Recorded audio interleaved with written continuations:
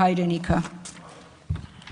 Լավա 004 շրջաբերականից մեջբերում չարեցիք, Թադևոս Ավետիսյան։ Լավա, բարևում էր։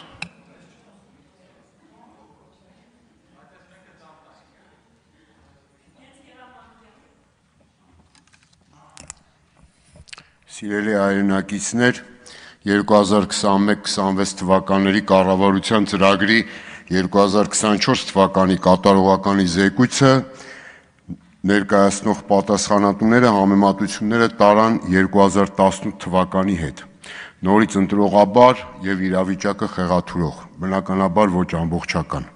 Այս ժամանակահատվածում երևի չեն գտել բավարար բարձենալու իրական գոնե թվացial կամ հիմքեր։ Նախ այս զեկույցը ամփոփ կարելի է անվանել ասֆալտ փռելու եւ ասֆալտին փռելու մասին։ Կրկնվող տեքստերի որպես կրկնվող տեքստերի ամփոփագիր։ Երբ եկան իշխանության, խոստացան բերել համատարած երջանկություն եւ ըստ այդմ կամաց թվեր ասեցին, օրինակ տնտեսական առնվազն 7%-անոց տարեկան աճ, աղքատության մակարդակի կրկնակի կրճատում, ծայրահեղ աղքատության վերացում եւ այսպես շարունակ, չկատարվող խոստումներ, նոր խոստումներ, որոնք նորից չկատարվեցին անսահման աճող պոպուլիզմով։ Իսկ իրականում նախորդ 7 տարիներին արձանագրվել են հետևյալ պաշտոնական ցուցանիշները։ 2017 թվականին տնտեսական աճը 7.5% էր, իսկ 2018-ից 24 թվականներին տնտեսական աճի տարեկան միջին ցուցանիշը կազմել է 5.5%, 2%-ային կետով պակաս։ 2018 թվականի աղքատության մակարդակը այստեղ շատ կարևոր է արձանագրել, կազմել է 23.5%, ծայրահեղ աղքատության մակարդակը 1%, իսկ 2023 թվականին իդեպ դա վերջին էսպայի ցուցանիշն է։ Այս ցուցանիշները կրկնակի կրճատման կամ զրոյացման փոխարեն, տեսեք, աճել են, կազմելով համապատասխանաբար 23.7% եւ 1.1%, եւ սա այն դեպքում, երբ արձանագրվել է տնտեսական շուրջ 5.5% տարեկան աճ, պետական բյուջեի եկամուտների շեշտակի աճ, իսկ պետական պարտքն էլ կրկնապատկվել է, աճելով շուրջ 7 միլիարդ ԱՄՆ դոլարի չափով։ Հարկ հավաքելը վատ չի, հարկ հավաքելուն որևէ մեկը բան չի ասում, տնտեսական աճն էլ է լավ, բայց տնտեսությունն ու հարկերը նախ եւ առաջ պետք է ծառայեն սոցիալական պետության պարագայում, պետք է ծառայեն քաղաքացիների, մարդու, Հայաստանի Հանրապետության քաղաքացու եւ նախ եւ առաջ խոցելի խավերի կենսամակարդակը բարձրացնելու համար եւ ոչ թե այլ բաների համար։ 2021 թվականին էլ խոստացան առնվազն 7%-անոց տնտեսական աճ, տնտեսական կառուցվածքի բարելավում, կենսաթոշակների նվազագույն չափի համապատասխանեցում պարենային զամբյուղի արժեքին, իսկ կենսաթոշակի միջին չափը նվազագույն սպառողական զամբյուղի արժեքին։ Ինչ է արձանագրվել իրականում։ Նախորդ 3 տարիների 2022-24 թվականների երկնիշին մոտ տնտեսական միջին տարեկան աճի շուրջ 2/3 մասը փորձագիտական տարբեր գնահատումներով, այդ թվում միջազգային փորձագետների, բաժին է ընկնում արտաքին դրական գործոններին ռուս-ուկրաինական պատերազմով պայմանավորված, ընդ որում այս գործոնի ազդեցության նվազմանը զուգընթաց կրճատվում է տնտեսական աճի տեմպը 2022 թվականի 12.6%-ից 2024 թվականին դառնալով 5.9%, իսկ այս տարվա համար կառավարությունը լավագույն դեպքում ակնկալում է 5%-անոց աճ։ Տնտեսական կառուցվածքի բարելավման, իրականացվածի առաջանցիկ զարգացման փոխարեն ավելանում եւ խորանում են խնդիրները։ Գյուղատնտեսությունը ազատ անկման մեջ է։ 2024 թվականին արձանագրվել է գրեթե զրոյական աճ 1.6%, որը տնտեսության միջին աճին զիջում է գրեթե 4 անգամ։ Առանց ռուսական ոսկու վերարտահանման հայտնի ֆենոմենի 24 թվականին արդյունաբերության ոլորտը գրանցել է անկում։ Արտաքին տնտեսական դիվերսիֆիկացիայի փոխարեն էապես խորանում է մեկ երկրից տնտեսական կախվածությունը։ Ռուսաստանի Դաշնության հետ մեր երկրի արտաքին առևտրաշրջանառությունը 2024 թվականին շարունակել է թռիչքաձև աճը, նախորդ տարվա համեմատ 57%-ով, իսկ տեսակարար կշիռը այս երկրի հետ մեր արտաքին առևտրում ավելացել է 4%-ային կետով եւ դարձել է 41.1%, Միևնույն ժամանակ Եվրամիության անդամ երկրների հետ, որտեղի դեպ գնում ենք իբրև,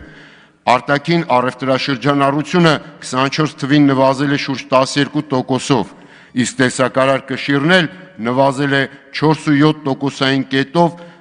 դառնալով ընդամենը 7.7%։ Միլիարդավոր դոլարի օտարերկրյա ներդրումներ ներգրավելու շարունակական խոստումների փոխարեն հին ու նոր նախարարները 2024 թվականին արձանագրվել է օտարերկրյա կապիտալի փախուստ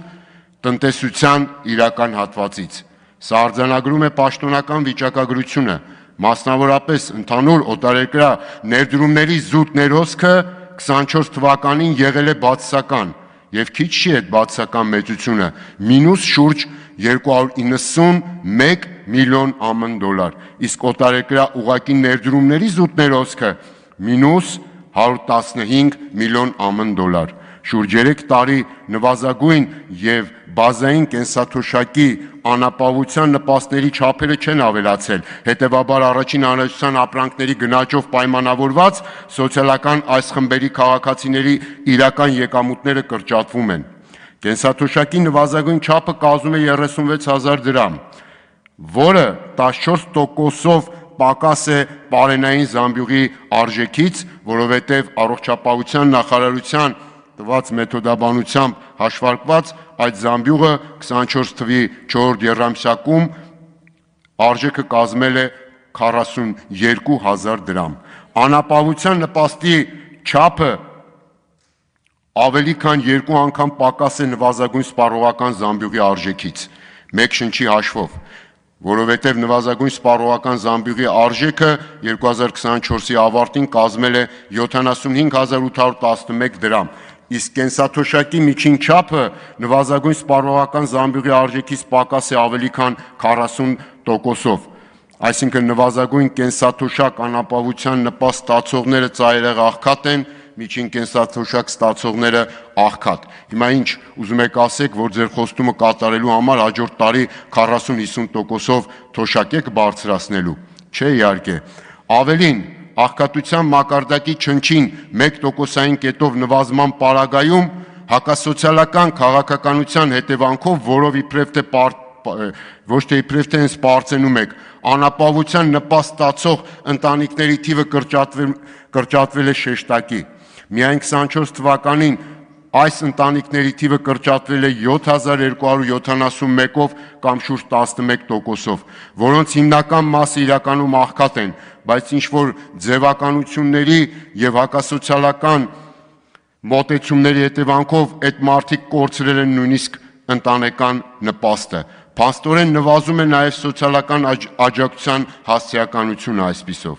Հարկատուն հերոս է նպաստից դեպի աշխատանք աղքատներին օգնենք, որ աշխատեն ու ապրեն, այս կարգախոսերի, ձեր կարգախոսերի ներքո իրականում կեղեքվում են փոքր միջին ձեռնարկատիրության սուբյեկտները, հարկային տերորի գործադրումներով, տուգանքի մատերիալ դիտարկելով, հարկային բեռը ոչ ավել ոչ պակաս կրկնապատկելով, հարկային արկա օբյեկտիվ արտոնություններն էլ վերացնելով։ Հետևանքն էլ չի ուշանում, իրենց փոքր ու միկրո բիզնեսով ինքնազբաղված տասնյակ հազարավոր քաղաքացիներ կանգնած են սեփական միակ եկամուտը կորցնելու եզրին կամ արդեն իսկ կորցրել են, այսինքն կառավարության գործուն չակերտավոր աջակցությամբ գտնվում են աշխատանքից դեպի նպաստ ճանապարհին։ 2020 թվականին էլ վերացրեցին եկամտարկի սոցիալական բաղադրիչը, նույն դրույքաչափը սահմանելով եւ աշխատող աղքատների համար եւ ամսական միլիոնավոր դրամի եկամուտ ստացողների համար եւ պարծենում են դրանով։ Եվ սա այն դեպքում, երբ աշխատողների շուրջ 1/4 մասն աշխատում են նվազագույն աշխատավարձով, նրանք շարունակում են մնալ աշխատող աղքատներ, քանի որ նույնիսկ մեկ անձի հաշվով նվազագույն սպառողական զամբյուղի ամսական արժեքը գերազանցում է նվազագույն ամսական աշխատավարձի չափը։ Հիմա այդ մարդը հաց առնի երեխայի համար, թե բերի անընդհատ ձեր ուզած հարկերը վճարի։ Սա է խնդիրը։ 2021 թվականից էլ շքեղության հարկի քողի տակ քաղաքացիների գույքահարկի բեռը մինչև 2026 թվականը փուլային բարձրացնում են 4-ից 5 անգամ։ Զուգահեռաբար վերացրեցին նաև ցածր արժեք գույք ունեցողների համար նախատեսված չհարկվող շեմը։ Ակնհայտ է, հարկ տուր, որ ասֆալտ անենք բանաձևի ներքո, խորանում է եկամուտների անարդար բաշխումը, ավելանում են սոցիալական խնդիրները իրենց բոլոր հետևանքներով, որն արդարացիորեն առաջացնում է ցածր եկամուտ ունեցողների բողոքը ավելացող դրսևորումներով։ Այստեղ էլ լուծումը նույնն է՝ անսահման պոպուլիստական, սեփական ծրագրային խոստումների հանդեպ տոտալ անպատասխանատու եւ ամեն ինչում իրենցից դուրս մեղավորներ գտնելու վարքագծով առաջնորդության ամբողջական իշխանազրկում, որ նոր օրի ավելի է մոտենում եւ այլընտրանք չունի։ Արծվիկ Մինասյան։